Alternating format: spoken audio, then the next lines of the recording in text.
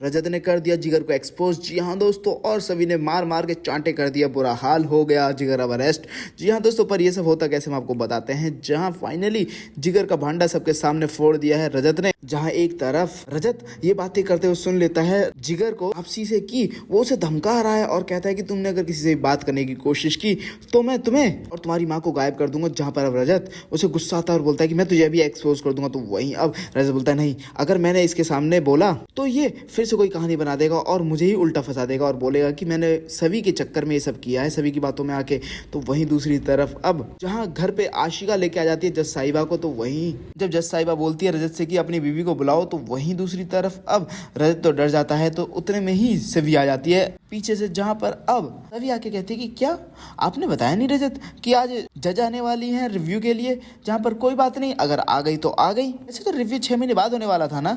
जहाँ पर अब आशिका बोलती है क्या ड्रामे कर रहे हो, ये सब हम अच्छी तरीके से जानते हैं कि तुम्हें बाहर निकाल दिया गया था और तुम क्रिमिनल हो। यहाँ पर रजत बोलता है कि वो मेरी बीवी है, उस पर झूठे आरोप लगे थे और कोर्ट ने ही उन्हें बेल दी थी, तो मेरी बीवी पे ऐसे झूठे आरोप नहीं लगा सकती। आशिका समझ में आई बात। और जहाँ आशिका बोलती है कि आप एक काम करो, सारे पड़ोसियों को बुला के इसके बारे में पता करो। जहाँ पर अब सारे पड़ोसी आते हैं, तो वहीं आशिका के कहने पे जज साहिबा बोलती है कि इन दोनों के बीच झगड़े होते हैं क्या। जहाँ पड़ोसी बोलते हैं हाँ इनके बीच झगड़े होते हैं। अरे किस कपल के बीच झगड़े नहीं होते, पर ये हमारे सोसाइटी का सबसे अनोखा कपल है और ये प्यार तो ऐसा करते हैं सबके सामने नीचे आई लव यू बोलते हैं। जहाँ पर अब जज साहिबा भी शॉक्ड हो जाती है। जहाँ पर अब दूसरी तरफ पड़ोसियों की बात को सुनने के बाद जज साहिबा तो सेटिस्फाई हो जाती है, मगर आशिका चिल्लाने लगती है तुम सब झूठ बोल रहे हो, तुम सब के सब झूठ बोल रहे हो। तो वहीं दूसरी तरफ अब उसी वक्त वहाँ पे सही दौड़ी चली आती है और उसने कुछ ड्राइंग बना रखी होती है।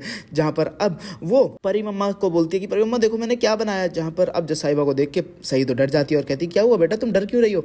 जहाँ पर अब सही बोलती है कि आप मुझे फिर से आशिका मम्मा के पास भेज दोगी क्या। जहाँ पर जज साहिबा कहती है नहीं नहीं ऐसा कुछ नहीं होगा, तुम यहीं पे रहो, तुम खुश हो ना। जहाँ पर अब सही बोलती है कि हाँ मैं खुश हूँ।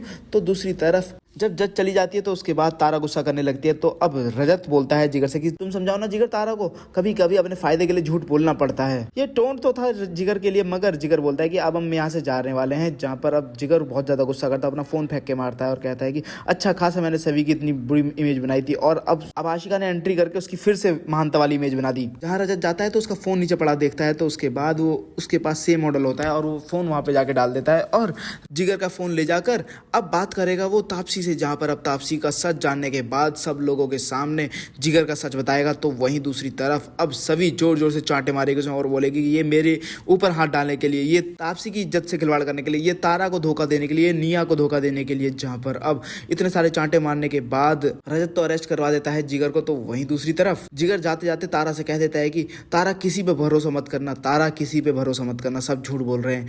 जहाँ पर अब तारा की आंखों में पट्टी इतनी भयंकर बंधी हुई है जिगर के प्यार की, जो कि अभी भी सच नहीं देख पा रही और वो नफरत करेगी सवी और रजत से। वेल दोस्तों, आप लोगों को क्या लगता है, क्या अब भाग्यश्री को माफी मांगनी चाहिए सवी से, क्योंकि जितनी इंसल्ट सवी की भाग्यश्री ने की है उतनी किसी ने नहीं की। और तो और नीचे जब मदद करने की कोशिश कर रही थी सवी, तब भी उसने सबके सामने उसे इंसल्ट किया था। तो दोस्तों अगर आप लोग चाहते हैं कि भाग्यश्री को माफी मांगनी चाहिए तो मैं ज़्यादा कमेंट करें और साथ ही सिलसिले लेटेस्ट अपडेट रहने के लिए